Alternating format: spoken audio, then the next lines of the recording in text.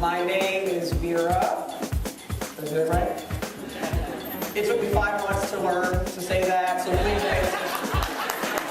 To the interpreter, there will be no more signing, no ASL from Vera Jones today.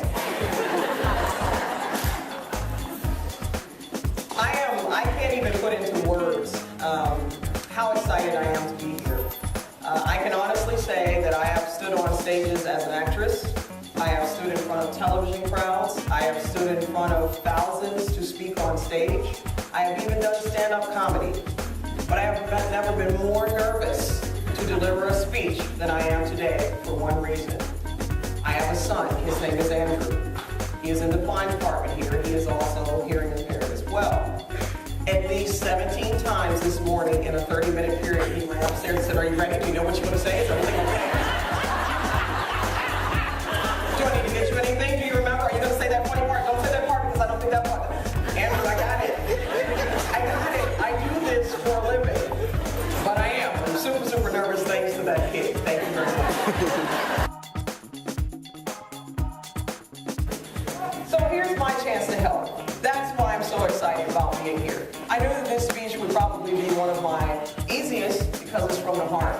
But it's going to be one of my most difficult because it's come from the heart. You all have, I know so many faces already that have helped tremendously. And having me here today is just my opportunity to give back even just a little bit. So if I can help you, then thank you. Thank you for allowing me to help. I'd like right now, since some of you are starting to do the old, wow, I gotta stretch the neck, but your eyes are connected to it. I was stretching. If you would, the leaders in the room, can I have you stand up? The leaders, if you're in a leadership position here, would you please stand?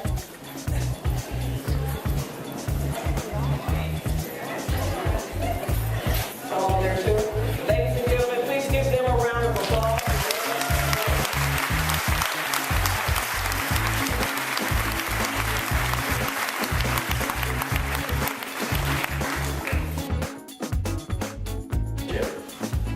Now, I asked you early on, how many of you are leaders?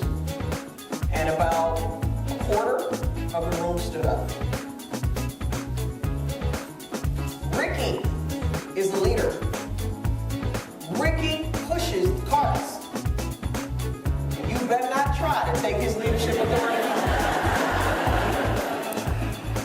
If Ricky is the leader, how come you didn't stand? Everybody in this room should take accountability for leadership. Everybody is a leader. You don't have to wear a title. I run my house. Ask Andrew, my title is mom, and do what she says. That's it. And he really doesn't even do that, but that'll stop you from being a leader. Andrew was born hearing impaired with a slight hearing impairment. He learned at a very early age, if I just say I didn't hear her, she'll feel sorry for me and I don't have to control. I didn't hear her. I'm wise to you, buddy. So what happens is when we get these fouls of communication and in leadership just disappears. We shrink. We shrink from who we are created to be. We shrink from our gifts. We shrink from our talents, and it serves no one. It serves no one to shrink. So if I'm talking to anybody in here for any reason, you may have even been bolted out of a relationship. Don't get me started on relationships. I didn't shrink. I grew. Eat chocolate. I just kept growing. I'm not shrinking. And what is leadership anyway? I can tell you, Oprah Winfrey, remember my mama said, Oprah Winfrey. Leadership is about empathy.